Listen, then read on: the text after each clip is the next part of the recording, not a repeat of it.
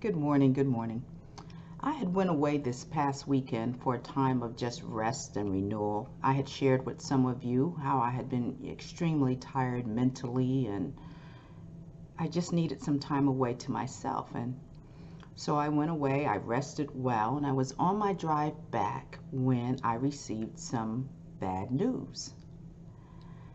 And I just started to worry and I'm like, what am I gonna do? And I was just all over the place.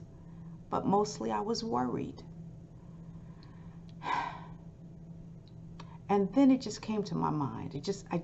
God just brought his word to me. And I went to 1 Peter 5:7. Give all your worries and cares to God, for he cares about you. And so I just started praying about the situation. I didn't know how it would be resolved. I didn't know what I was going to do. So I just started praying. And as God would have it, my reading for this morning was John 12. And in John 12, Jesus tells the disciples about worrying. Now, I want to read that passage to you. It's fairly long, but someone needs to hear it. So I'm going to be reading from the New Living Translation, John 12, verses 22 to 32.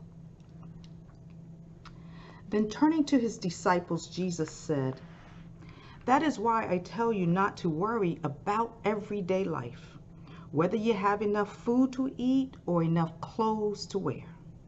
For life is more than food, and your body more than clothing. Look at the ravens. They don't plant or harvest or store food in barns, for God feeds them. And you are far more valuable to him than any birds. Can all your worries add a single moment to your life? And if worry can't accomplish a little thing like that, what's the use of worrying over bigger things? Look at the lilies and how they grow. They didn't work or make their own clothing, yet Solomon in all his glory was not dressed as beautifully as they are. And if God cares so wonderfully for flowers that are here today and thrown into the fire tomorrow, he will certainly care for you. Why do you have so little faith? And don't be concerned about what to eat and what to drink. Don't worry about such things. These things dominate the thoughts of unbelievers all over the world. But your Father already knows your needs. Seek the kingdom of God above all else, and he will give you everything you need. So don't be afraid, little flock, for it gives your Father great happiness to give you the kingdom. Worrying doesn't add anything. We cannot control life. We can't control the things that happen. And so we sit and we worry. And worrying adds stress to our bodies. We're unable to make wise choices when we're worried. We're unable to function as God would have us to do when we worry. God tells us to cast all our worries onto him, and he will take care of it. So all that time I spent in my car yesterday worrying, when I got home and had to deal with the situation, God had already taken care of it. Already taken care of it. Saints, worrying does not add anything to your life. We have to learn to trust God no matter how dark it looks. I had forgot that for a moment. And for a moment there, I was worrying while I was in my car driving.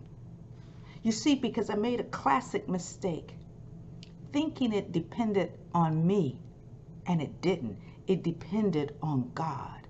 He was the one that was going to take care of the situation. And while I was worrying, he had already done it. Let me end with Philippians 4, verse 7. Don't worry about anything. Instead, pray about everything. Tell God what you need and thank him for all he has done. You see, because God has already taken care of your situation. You may not see it yet, but he's already taken care of it. Don't worry. Go out today. Have a wonderful day. And whatever your worries are, whatever your concerns are, whatever your burdens are, get them all together and give them to God the Father. Have a blessed, blessed day.